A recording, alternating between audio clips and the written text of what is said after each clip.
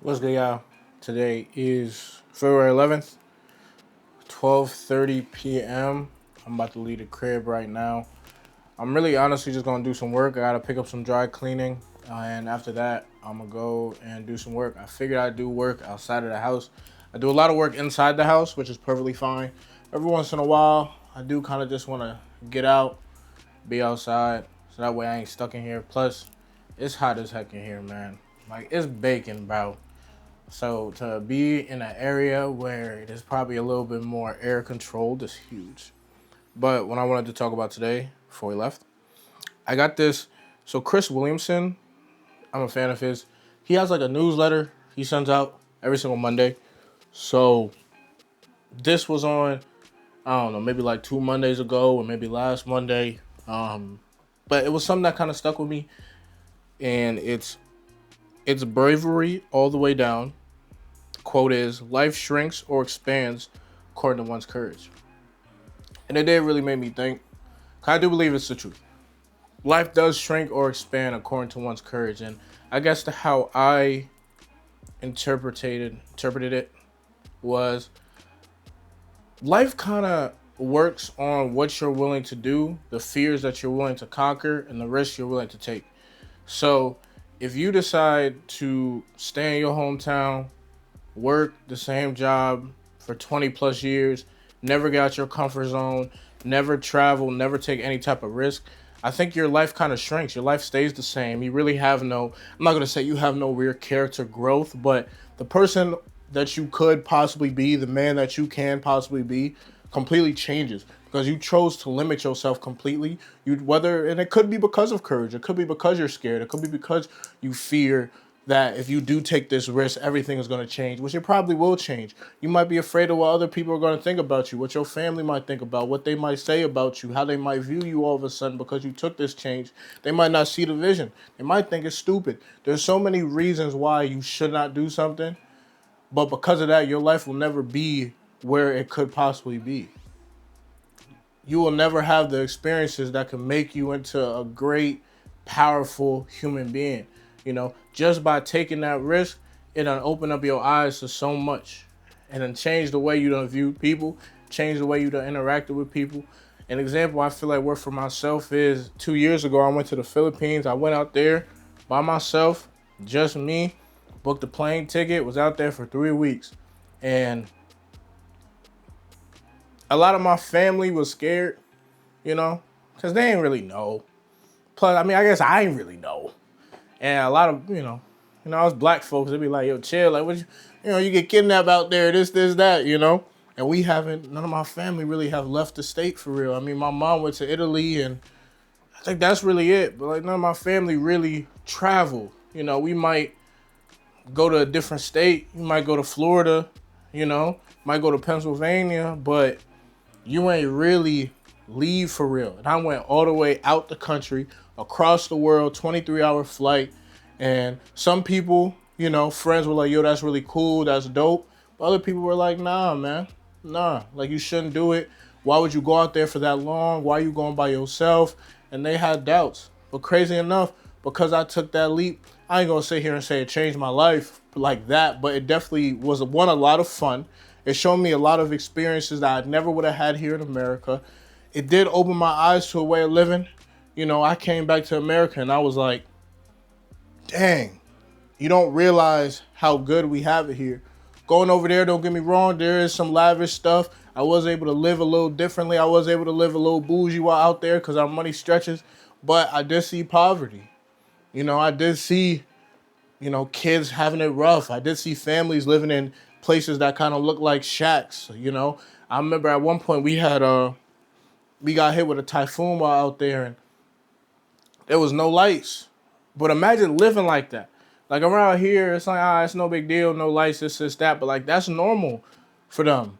When they get hit, to have no light, to have no internet, to be using not lanterns, but, like, not oil lanterns, but, like, you understand what I'm trying to get at.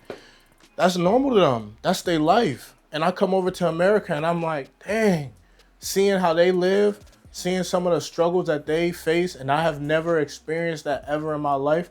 I grew up very, very blessed. Thank God, thank the Lord. So for me to have that experience, I came back very appreciative of what we have. And a lot of people talk crap about America. You know, I understand it could be rough politically. There's a lot of things going on. But at the same time, go to a third world country and it'll really open your eyes to how good we have it here in America and how good America is, you know? But I would have never had that thought if I never took that chance and went out there. I would have never had that type of experience if I just decided to stay here and do nothing. And I'm more on the risk-taking side. I do like to take risks, but at the same time, it do got to be practical. I do got to be smart. So I'm a mix of I overthink, but at the same time, sometimes I'm just like, F it, yo, let's go, we ball. You know, it's what it is. But if you never take that risk and you're always scared, your life is just going to be the same. And I noticed my life started changing 100% once I started to take risks. When I started to talk to certain people, when I started to put myself in different conversations, it definitely did change. And I feel like it only expands. Every time you take a risk, every time you hop out of your comfort zone, I feel like there's no real shrinking. I feel like you only expand because it puts you in a situation that you have never been in before. You are now learning in this new situation, and you're only going to get better from that information because now you know what to do if you ever put in that situation again. It makes you look at things differently. It might make you look at life differently. You know, another big thing is, you know, wearing suits. I dress up every day now. Every day. So people don't do that. Nobody does. If I'm not going to the gym, or maybe even like going to a quick store run, but if I'm gonna be out for more than an hour, like periods, I'm dressed up in some type of suit, some type of sweater with the blazer on it. I'm doing something along those lines. And it did take courage to do that because no one else does it. So I stand out. And then on top of that, not only does no one else does it, no one in my age demographic do it. Every time I dress like this, other than Trey, it's always a grown man. I guess I am a grown man. I'm 25, but like I'm like a young grown man. Everybody else is like 40s, 50s, like they got kids my age dressing in suits. Not a lot of people who are 25. And I was doing this since maybe I was 24, but I don't really remember. Wear suits. Nobody does it.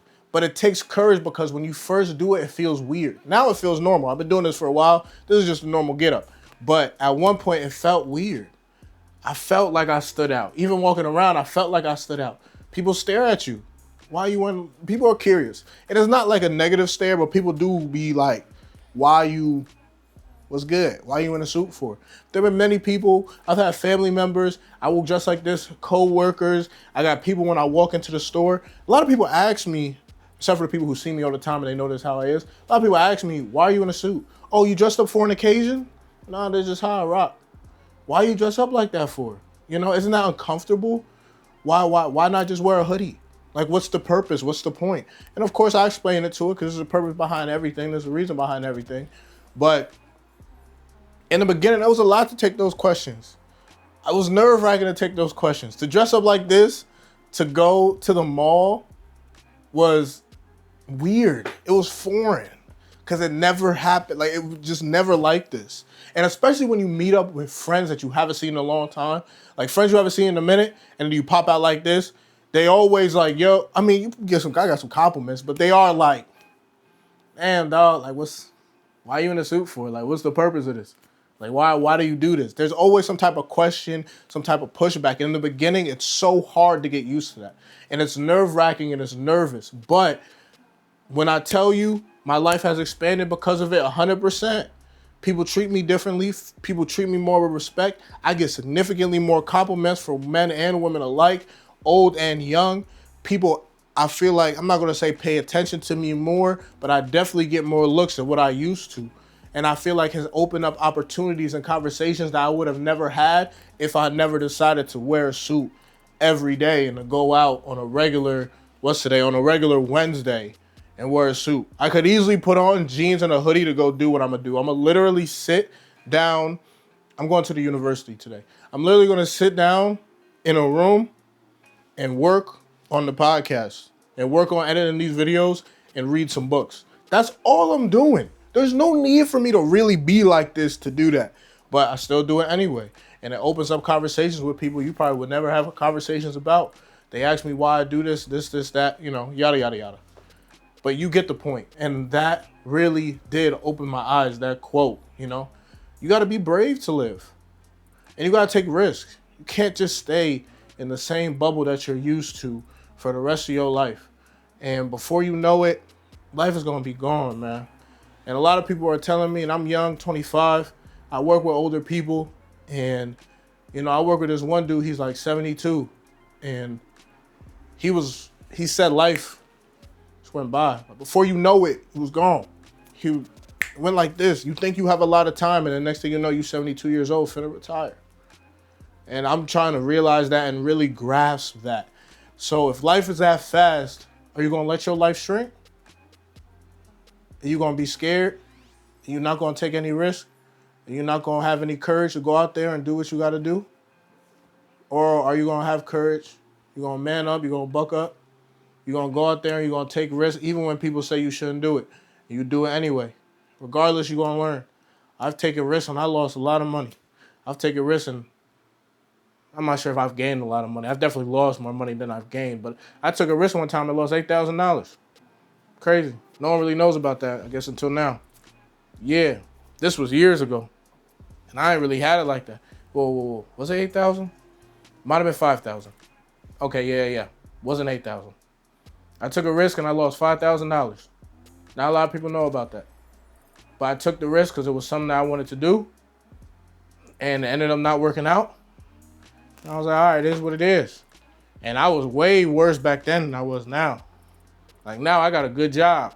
Back then I was really working, So like a lot of that was money saved. So I lost a lot of money that was saved and I was like, oh, this is rough. But I learned from it and I grew from it. And if I never took that risk, I would have about $5,000 more in my bank account, which would be a nice come up. But at the same time, I wouldn't have the experience, I wouldn't have learned, and I wouldn't have grown, I guess, in knowledge and in terms of business. I wouldn't have learned. So it's a trade-off. But at times, you got to take the risk, and especially now, my dad tells me now, if you are going to take risk, it should be now, because if you mess up and you lose some money, you got some time to recoup it. It's hard to take a risk when you're 60. You got a lot more stuff leaning on you.